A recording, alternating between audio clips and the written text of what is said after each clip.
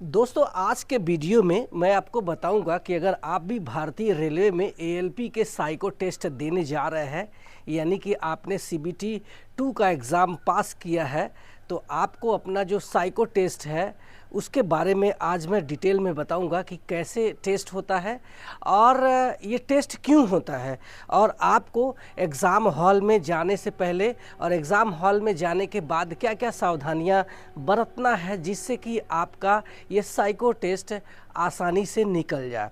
चलिए पहले बात करते हैं कि ये साइको टेस्ट होता क्या है। तो साइको टेस्ट बेसिकली हमारे एक माइंड का टेस्ट होता है जिसको हम एप्टीट्यूड टेस्ट बोलते हैं।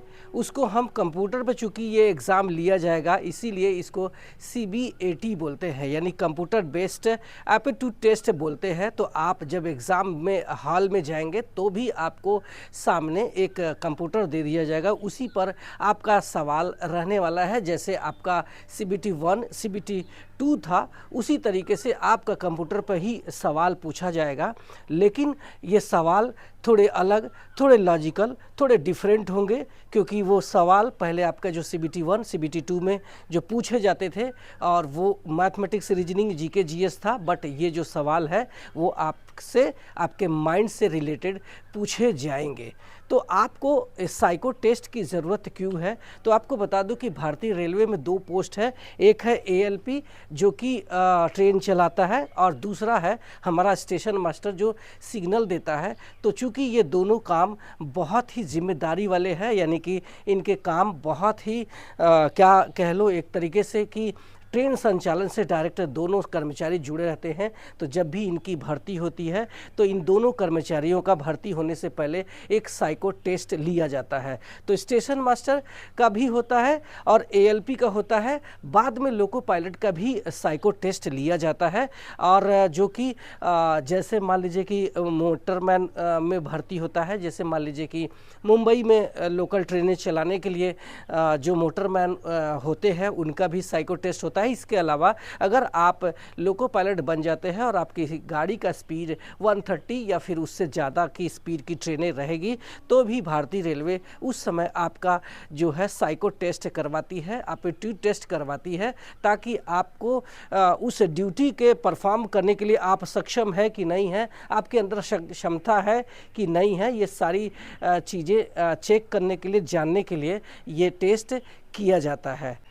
चलिए जान लेते हैं कि इसमें कौन कौन से टेस्ट होते हैं। तो आपको बता दूं कि आपको एग्ज़ाम हॉल में 5 टेस्ट आएंगे, जिसको बैटरी टेस्ट बोलते हैं। इसमें किसी भी प्रकार का कोई बैटरी का रोल नहीं है, बट आपको बैटरी टेस्ट बोलते हैं। और आपको बता दूं कि आपकी जो मेरिट बनने वाली है वो बेसिकली जो पार्ट A है, यानी कि CBT 2 का पार्ट A, उसका 70% वेटेज दिया जाएगा, और आपका जो CBAT है यानी साइको टेस्ट है उसका 30% वेटेज दिया जाएगा, यानी कि लगभग 20-22 नंबर आपके और जुड़ने वाले हैं। और आपको बता दूं कि इस एग्ज़ाम को पास करना बहुत बड़ा मुश्किल काम नहीं है। अगर आपने CBT 2 का एग्ज़ाम पास किया है तो ये बहुत ही हलवा है। बस आपको इस वीडियो के लास्ट में बताऊंगा कि कौन सा सावधानी बरतना है जिससे कि आप इस एग्ज़ाम को ईजिली पास कर जाएंगे। ये जो है बहुत कठिन काम नहीं है।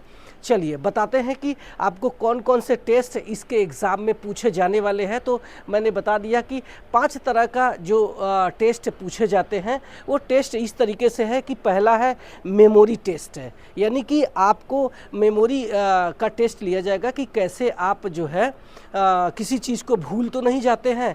और दूसरा है, इसके अलावा आपका डायरेक्शन टेस्ट लिया जाएगा। इसके अलावा आपका जो है डेप्थ परसेप्शनल टेस्ट लिया जाएगा। इसके अलावा आपका मेजर कंसंट्रेशन टेस्ट लिया जाएगा। इसके अलावा आपका परपेचुअल स्पीड का टेस्ट लिया जाएगा। ये 5 टेस्ट आपके लिए जाते हैं, और पाँचों में आपको 40% जो है 42% पासिंग मार्क है, उतना आपको लाना बहुत ज़रूरी होता है। तो अब बताते हैं कि एक एक करके थोड़ा सा कि इसके बारे में कि कैसा टेस्ट रहेगा, ये पांचों को थोड़ा सा हम डिस्क्राइब कर लेते हैं ताकि आपको एक आइडिया आ जाएगा कि कैसा टेस्ट होता है। तो सबसे पहले हम मेमोरी टेस्ट की बात कर लेते हैं। तो आपके सामने सबसे पहले कि एक मेमोरी का फिगर दे दिया जाएगा। मान लीजिए कि एक खाने में घर का चित्र दे दिया और उस घर में डिफरेंट टाइप के शेप वाले दूसरे दूसरे आकार वाले घर दे देंगे और वो बोलेंगे कि एक काम करो, ये इसको प्रॉब्लम पेज बोलते हैं और उस प्रॉब्लम पेज को 2 मिनट देखने को लिए बोलते हैं। 2 मिनट के बाद आपका जो पेज है प्रॉब्लम पेज वाला हट जाएगा, यानी गायब हो जाएगा। उसके बाद आपका जो है टेस्ट पेज स्टार्ट हो जाएगा और जैसे ही टेस्ट पेज आप देखेंगे तो वहाँ पे अब ये पूछेगा कि पहले नंबर पे कौन सा घर था, वहाँ पे A, B, C लिखा रहेगा। तो आप देख सकते हैं कि पहले नंबर पर आपका जो घर था वो A था, दूसरे नंबर पे आपका जो घर था आप देख सकते हैं वो C था, वहीं तीसरे नंबर पे आपका जो घर था, जो शेप था वो बी था। इस तरीके से आपको मेमोरी टेस्ट लिए जाते हैं। इस तरीके से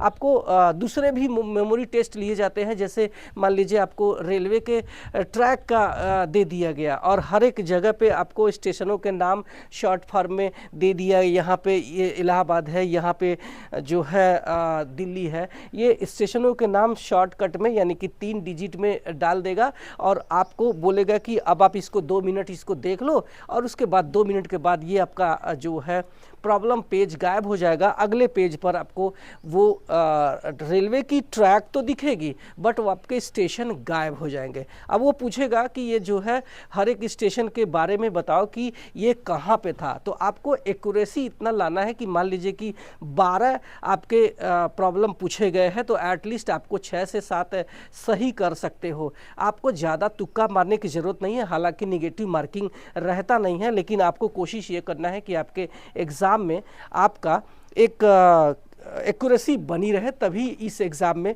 पास हो जाएंगे। और सबसे बड़ी बात है कि इसको प्रैक्टिस करना बेहद ज़रूरी है। चलिए अगले टेस्ट की बात करते हैं। तो इसको बोलते हैं डायरेक्शन टेस्ट, यानी कि आपके सामने कोई टेबल दे दिया जाएगा जिसको हम लाइन बोलते हैं या पंक्ति बोलते हैं और खड़ी वाली जो लाइन है उसको हम कॉलम बोलते हैं। तो ऐसा जैसे प्रॉब्लम आपके सामने फिगर में डाल देता हूँ। तो इस फिगर में अगर वो पूछ लेगा कि ये बताओ कि कॉलम 3 और पंक्ति 4 में, कॉलम 3 और पंक्ति 4 में कौन सा लेटर है, तो आप देख सकते हैं यहाँ पे ई अक्षर है। इस तरीके से बहुत सारे जो है आपके डायरेक्शन टेस्ट रहेंगे और उसको जल्दी जल्दी आपको करना है। इसके अलावा आपको वॉच, घड़ी वाला भी पूछा जा सकता है जिसमें कि आपको बताना पड़ेगा कि आप किस डायरेक्शन से गए हो और आपका जो आंसर है इस समय कहाँ पे है, वो चीज़ इसको घड़ी वाला भी पूछा जा सकता है।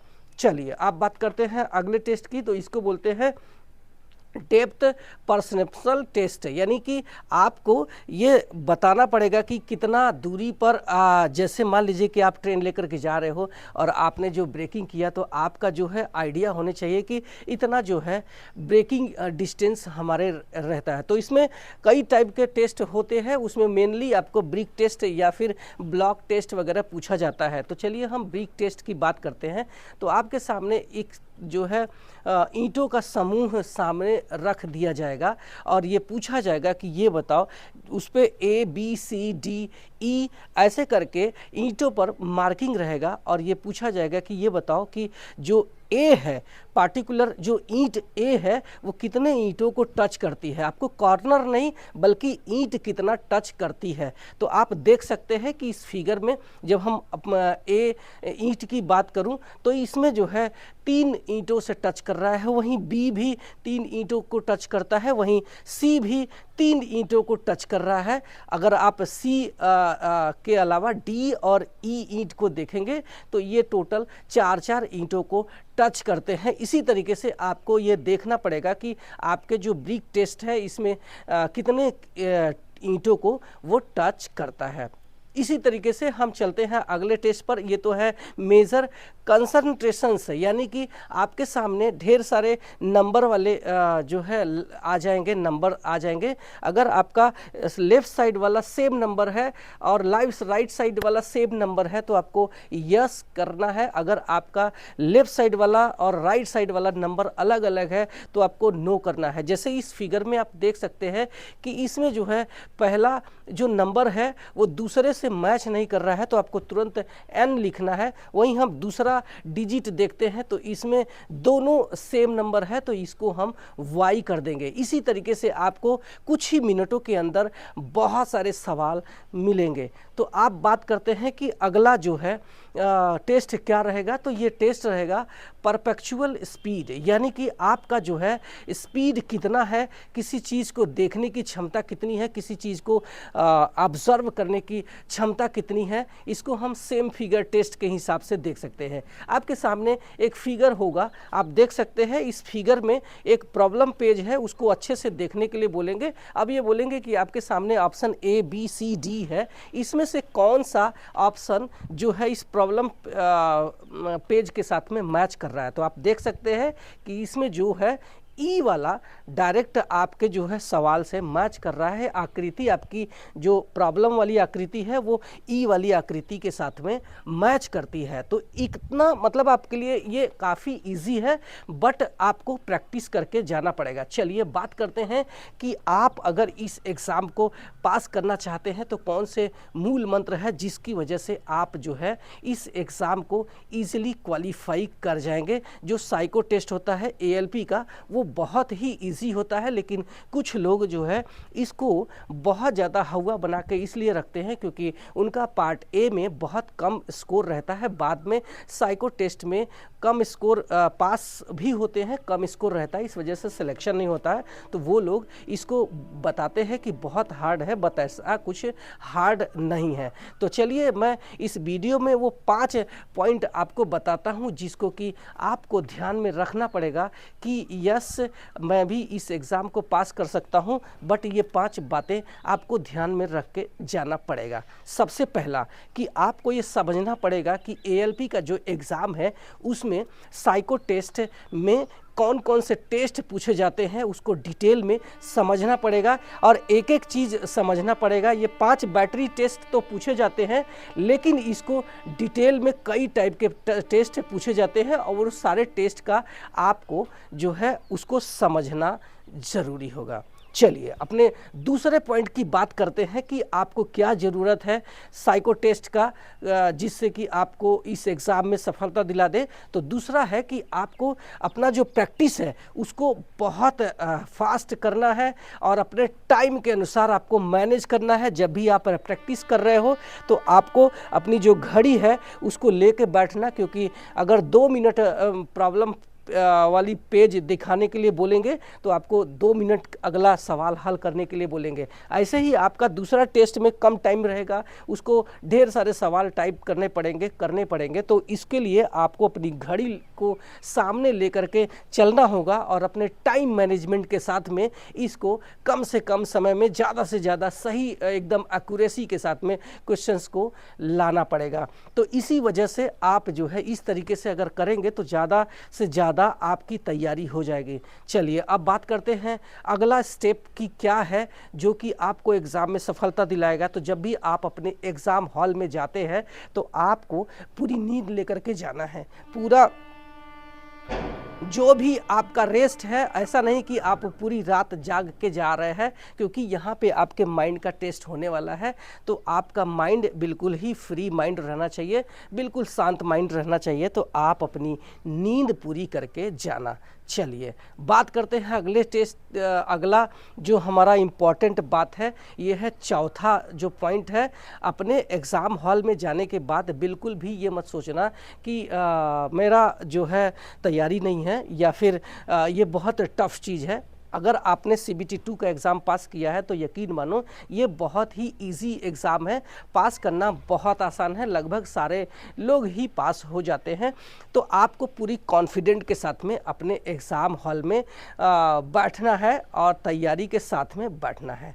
चलिए अगले अपने इम्पॉर्टेंट टॉपिक भी बात करते हैं। तो आपको हर एक टेस्ट से पहले 5 मिनट के लिए इंस्ट्रक्शंस दिया जाएगा कि इसको अच्छे से पढ़ लो, ताकि आप जो है अगला सवाल को हल कर पाए। यानी कि आपको जो इंस्ट्रक्शंस यानी जो सूचना दी जाएगी उसको आप बहुत अच्छे से एकदम बारीकी से पढ़ना कि ये कह क्या रहा है। जब आप एक बार समझ लेंगे तो आपको सवाल हल करने में ज़्यादा दिक्कत नहीं आएगी। इसके अलावा आपका जो कक्षा में निरीक्षक है, जिसको हम क्लास इन्विजिलेटर बोलते हैं, जो हमारे क्लास जो उस समय एग्ज़ाम ले रहा हो वो क्या बातें कर रहा है, उसकी बात आपको बहुत ही ध्यान से सुनना है, क्योंकि उसकी बातों में बहुत सारे चीज़ें छुपी रहती है और बहुत सारे इंस्ट्रक्शंस छुपे रहते हैं, जो कि आपको सुनना बेहद ज़रूरी होता है। और इस तरीके से आप अपने एग्ज़ाम को देंगे तो यकीन मानो आपका एग्ज़ाम क्लियर हो जाएगा। तो ये हमारा वीडियो एक साइकोलॉजिकल टेस्ट पर था, जो कि डिटेल में था। आपको ये वीडियो अच्छा लगा है तो ज़रूर से ज़रूर लाइक करना और अपने दोस्तों में शेयर करना, और मेरे चैनल पे पहली बार आए हैं तो सब्सक्राइब करके जाना, क्योंकि मैं यहाँ सिर्फ आपके फ़ायदे की बात करता हूँ। Thank you so much.